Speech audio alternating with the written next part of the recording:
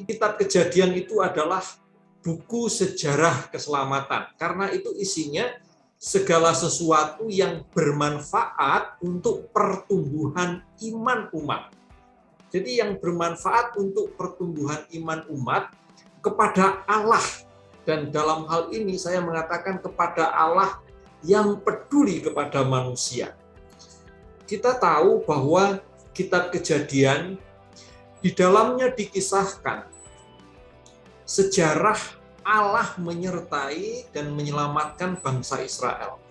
Karena itu di dalamnya ada sejarah perkembangan iman bangsa Israel terhadap konsep kealahan yang tadi saya sebut, konsep Allah yang peduli kepada manusia.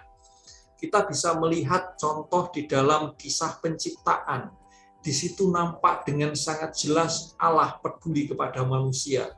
Semua sudah disediakan, lalu diciptakan manusia segambar dan serupa dengan Allah lagi. Apakah lalu manusia bersyukur dengan semuanya itu? Pada kisah berikutnya kita lihat, manusia tidak bersyukur, manusia justru melanggar larangan Allah. Hawa dan Adam akhirnya diusir dari Taman Eden. Lalu apakah itu sebuah tindakan kejam Allah? Tidak, saudara. Karena pada bab 3 ayat 21 dikatakan, Tuhan Allah membuat pakaian dari kulit binatang untuk manusia dan untuk istrinya itu, lalu mengenakan kepada mereka. Membaca ini saya teringat seorang ibu yang memberikan pakaian kepada anaknya, mengenakan pakaian kepada anaknya. Lalu pada kisah berikutnya kita bisa melihat peristiwa Kain membunuh Habel, menggambarkan manusia menjadi tidak peduli kepada sesamanya, bahkan kepada saudaranya. Sebaliknya, Allah sangat peduli kepada manusia yang tidak peduli itu. Karena di situ dikatakan ketika Allah bertanya kepada si Kain, "Di mana Habel, adikmu itu?" Jawab si Kain, "Aku tidak tahu, apakah aku ini penjaga adikku?" Begitu egoisnya si Kain. Lalu Allah mengetahui apa yang dilakukan oleh Kain. Engkau akan menjadi seorang pelarian dan pengembara di bumi. Lalu Kain pun mengatakan, barang siapa yang akan bertemu dengan aku, tentulah aku akan dibunuh. Lalu Allah mengatakan, sekali-kali tidak. Barang siapa yang membunuh Kain akan dibalaskan kepadanya 7 kali lipat. Dan Allah menaruh tanda pada Kain supaya ia jangan dibunuh oleh barang siapapun yang bertemu dengan dia. Lalu muncul pertanyaan, saudara, Kitab Kejadian itu ditulis siapa ya? Kok bisa menulis dengan begitu indah? Saudara, tradisi Yahudi dan tradisi Kristen meyakini bahwa kelima kitab pertama di dalam Perjanjian Lama itu ditulis oleh Musa sehingga disebut Taurat Musa. Tentu ini harus dipahami dalam arti demikian. Musa menuliskan bagian-bagian tertentu yang sedang dibicarakan oleh Musa. Sedangkan bagian lain itu ditambahkan oleh editor. Jadi pengarang Kitab Kejadian sebenarnya tidak seluruhnya Musa.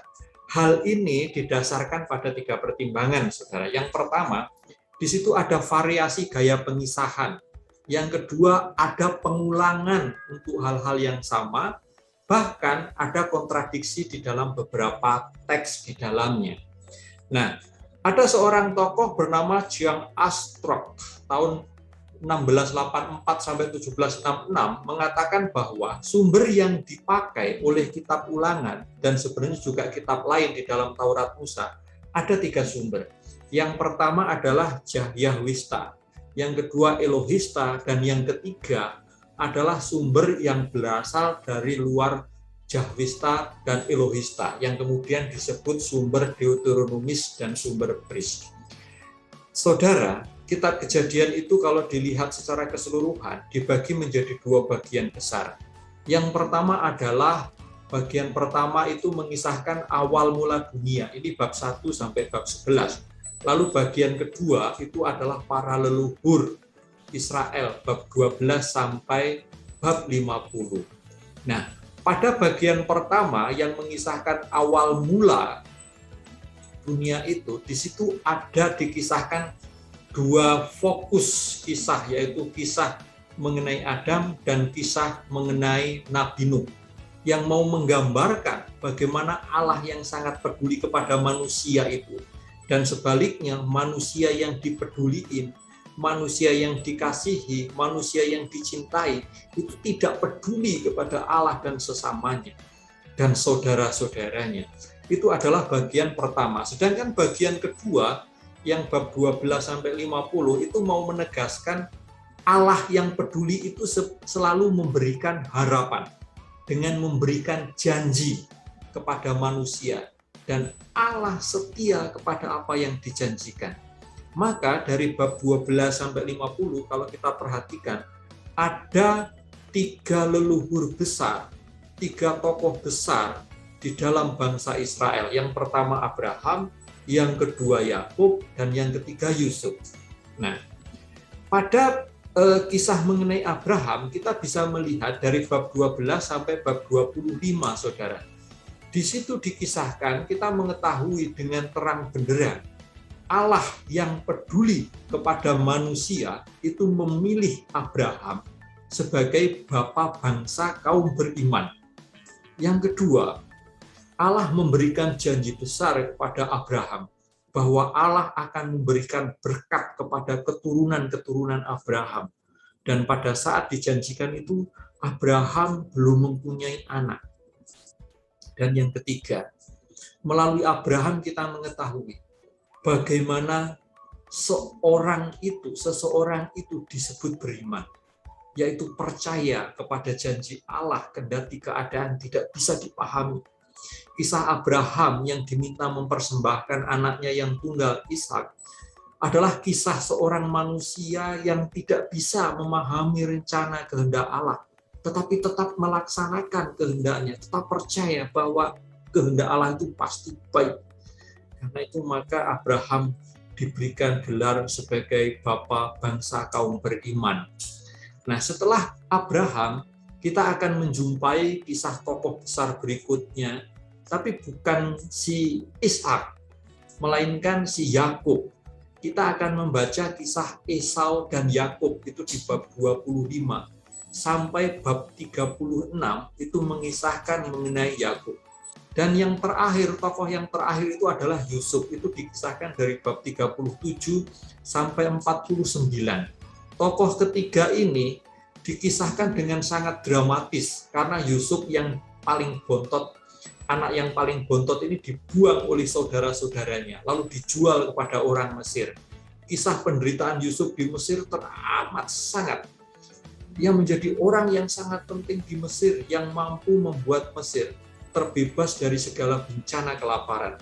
Dan saat kelaparan melanda dunia, karena itu maka saudaranya datang ke Mesir untuk membeli makanan.